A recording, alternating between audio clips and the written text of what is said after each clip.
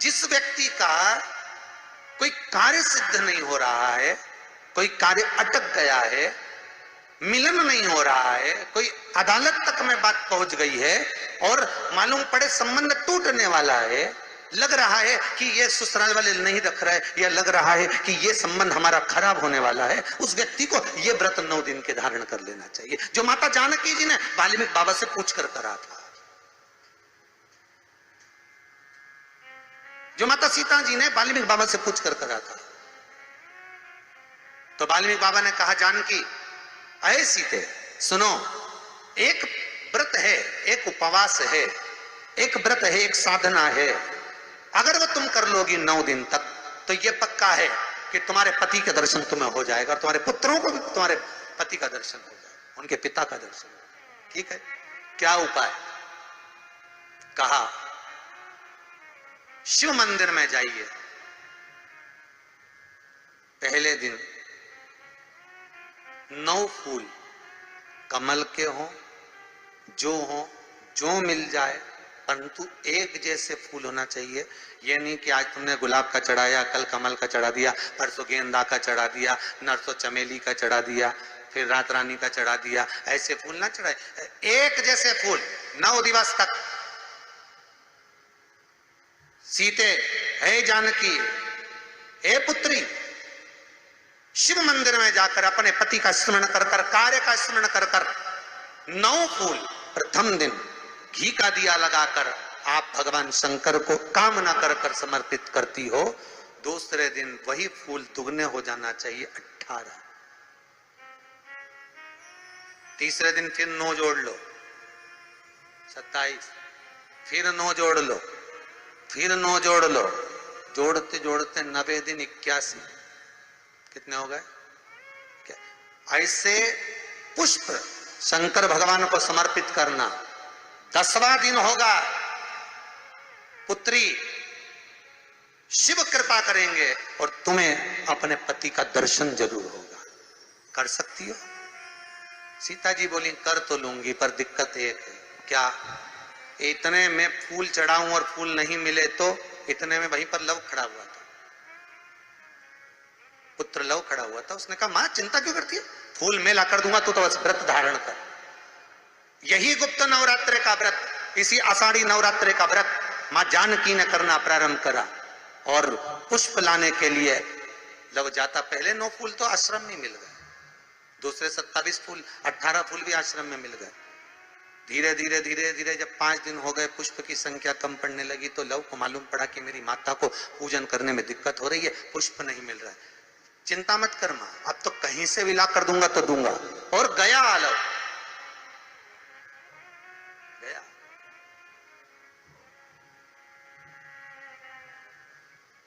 अयोध्या में पहुंच गए, जहां एक सुंदर सा सरोवर था। सरोवर के दरवाजे पर द्वारपाल खड़े हुए थे, अंदर नहीं जाने दिया। मुझे जाने दो, मुझे पुष्प चाहिए, मेरी माता पूजन कर रही। द्वारपालों ने पकड़ना चाहा, मना करा, नहीं माना। लव इनको पटक कर अंदर प्रवेश कर गया, फूल लेकर आया, माता को दिया। धीरे धीरे पुष्प आते रहे, चलता रहा। खबर पहुंच गई श्री राम जी महाराज के पास में कि कोई वाल्मीकि बाबा का शिष्य आता है और सरोवर के सारे कमल के फूल तोड़कर ले जाता है। बड़ा उद्दंड है, सैनिकों को मार देता है। सैनिक वो पड़े दूरों।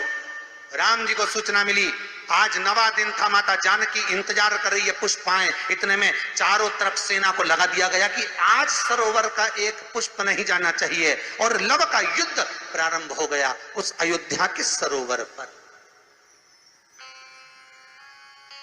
अंत में सबको पटक कर लव 81 फूल लेकर पहुंचे और मां से कहा, मां आज आखिरी का दिन है, शिव को रिझा ले। और माता ने शंकर भगवान को फूल चढ़ाया।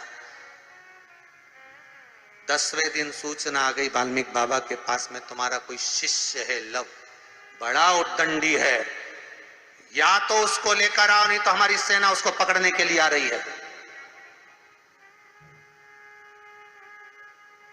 और किस माता का पुत्र है उस माता को भी लेकर आना, और किस भाई का भाई है वो उसको भी लेकर आना। और गुरुदेव, आपने बालक को क्या सिखाया कि वो इतनी उद्दंडता कर रहा, आप भी आना, नहीं तो हम सेना लेकर पहुंचे। वाल्मीकि बाबा ने लिखकर पहुंचा दिया, चिंता मत करो हम पूरे ही आएंगे। वाल्मीकि बाबा को तो मालूम था व्रत पूरा हो चुका है तो दर्शन तो होना ही है, भले कैसे भी हो, भले लड़ाई से हो, विवाद से हो, पर खबर तो आ गई ना, समझौता की कड़ी तो जुड़ गई ना। भगवान वाल्मीकि बाबा समझ गए, सीता जी से कह दिया तेरा व्रत पूर्ण हो गया बेटा, अब तू कल तैयारी कर चलने की। और लव को लेकर पहुंचे, सीता जी को देखा, पुत्रों का स्मरण करा, राम जी के नैनों से जल बह गया। वाल्मीकि बाबा सीता से कहते हैं इसको कहते हैं साधना, इसको कहते हैं तप, इसको कहते हैं साधना। आप भी कर सकते हो। आनंद रामायण का यह प्रसंग वर्णन करता है कि हम भी क्यों ना कर सकते। 11 तारीख से 19 तारीख तक गुप्त नवरात्र चालू होंगे। गुप्त नवरात्र करो, आराधना, कुछ नहीं तो एक फूल तो शंकर को चढ़ाना चालू करो, कम से कम एक पुष्प तो चढ़ाओ। जिसको लगता है कि मेरे परिवार में कोई दूसरा व्यक्ति हस्तक्षेप कर रहा है या मेरा पति किसी पर नारी के साथ में रह रहा है या नारी किसी पर पुरुष के साथ में रह रही है, तो माखन थोड़ा सा प्रतिदिन मां जगत जननी के मंदिर में अवश्य समर्पित करें। 9 दिन तक समर्पित करोगे, कैसा भी दोष होगा, कैसे भी ग्रह होंगे, वो सब हट जाएंगे और जीव आपका हो। ये वो नवरात्र है जिसमें प्रेम आनंद बढ़ता है, स्नेह बढ़ता है। ये वो नवरात्र,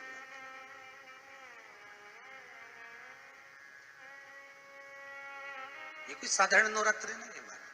क्या विराजमान है कि 33 कोटि देवता उस कलश के अंदर आकर बैठ जाते हैं। महाराज, आप कोई यज्ञ करने जा रहे हो, आप कोई पोथी पुराण करने जा रहे हो, आप कोई अच्छा कार्य करने जा रहे हो, तो ब्राह्मण देवता कह देते कलश की स्थापना होगी, कलश की शोभा यात्रा निकलेगी, कलश यात्रा निकलेगी, कलश विराजमान होगा।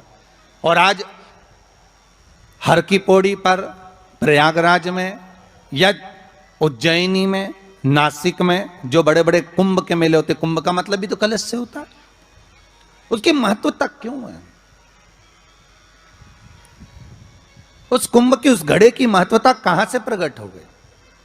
शिव महापुराण की कथा कहती है महाराज, भगवान ओघड़दानी शंकर स्वयं आद्य शक्ति जगदम्बा से कहते हैं कि जगदम्बा तू क्या चाहती है बोल। तो जगत जननी जगदम्बा कहती है कि जहां मैं हूं वहां शंकर है। ये आपने कह दिया, पर जहां शंकर है वहां पार्वती का होना जरूरी है। उसके लिए सिद्ध करने के लिए एक स्थान ऐसा बनाया जाए जहां पर शंकर विराजमान है और शंकर के साथ पार्वती विराजमान है। तो शिव जी ने कहा पार्वती, उसके लिए मैं तुझे एक सुंदर कलश का निर्माण कर देता हूं।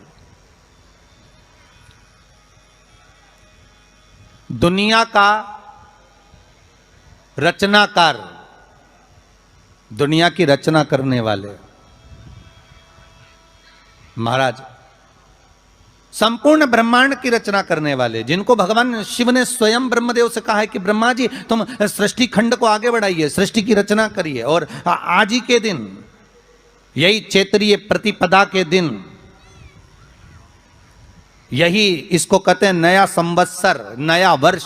हिंदू धर्म में क्यों कहा जाता है? आज ही के दिन ब्रह्मा जी ने महाराज सृष्टि की रचना करना प्रारंभ करा था, आज ही के दिन। कोई अगर नवरात्रि का व्रत एक लौंग पर कर रहा है तो उसको करने दो। कोई नवरात्रि का व्रत अगर एक गिलास दूध पर कर रहा है तो उसको करने दो। अगर नवरात्रि का व्रत एक जरासी सुपारी पर कर रहा है तो करने दो। कोई नवरात्रि का व्रत कैसे कर रहा है उसको करने दो, उसकी मर्जी।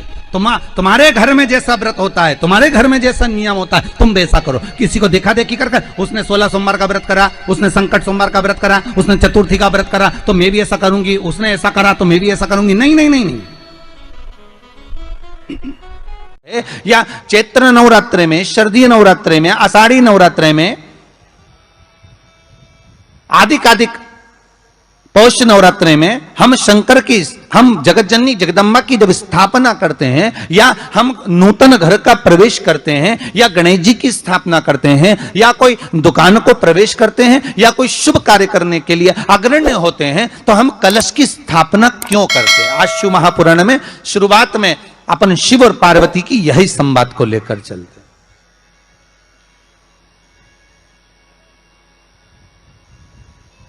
आखिर कलश में ऐसा क्या है? कलश के अंदर आखिर ऐसा क्या विराजमान है कि 33 कोटि देवता उस कलश के अंदर आकर बैठ जाते हैं महाराज।